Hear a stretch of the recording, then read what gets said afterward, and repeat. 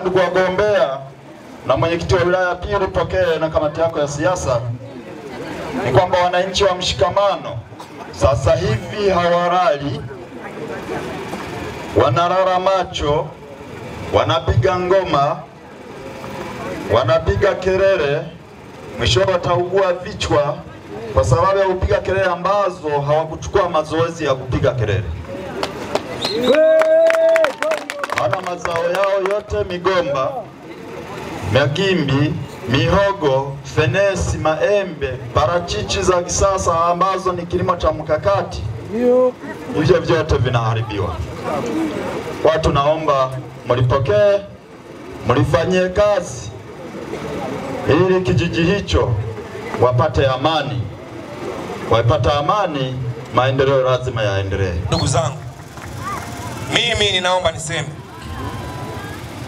mwenyekiti wetu wa Chama cha Mapinduzi wilaya Ngara tayari amekwisha kutolea maelekezo katika mamlaka zinazohusika, ambapo amezungumza na mwenyekiti wa kamati ya usalama wa wilaya, mheshimiwa mkuu wetu wa wilaya Ngara, ambaye vyombo vyote vya ulinzi na usalama katika wilaya Ngara viko chini yake. Tayari mheshimiwa mwenyekiti wetu ambaye ndiye mwenye ilani, ambaye ni bosi wa mkuu wa wilaya, tayari amekwisha kumpa maelekezo kwamba nataka hilo liweze kukoma mara moja.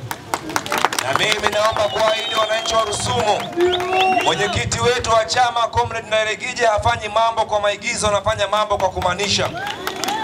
Siku chache zilizopita tulienda kufanya ziara katika kata ya Murusagamba. Pale pana mradi wa maji ambao ni kichefuchefu, mkandarasi ametelekeza. Lakini mwenyekiti wetu wa chama alisema hii haiwezekani, alitolea maelekezo pale pale, na hadi sasa tunapozungumza kazi tayari imekwisha anza kufanyika. Kwa hiyo, kwa jinsi ninavyomjua na chama chetu cha Mapinduzi chini ya rais wetu Daktari Samia Suluhu Hassan na wasikivu, tayari hata hili swala la kero ya tembo naamini litaweza kufanyiwa kazi. Na mimi nilikuwa naomba ndugu zangu niwaahidi kuanzia tarehe 29 kama mtanipa ridhaa yenu, mimi ndo nitakayekuwa mbunge wenu wa jimbo la Ngara. Na mimi nilikuwa naahidi nitakwenda kuwa mstari wa mbele kuweza kuhakikisha namsaidia mwenyekiti wetu wa chama, kuhakikisha namsaidia mkuu wetu wa wilaya kuweza kulifikisha katika ngazi za juu zaidi, ili swala hili liweze kuwa historia, liweze kuwa hadithi katika kata ya Rusumo.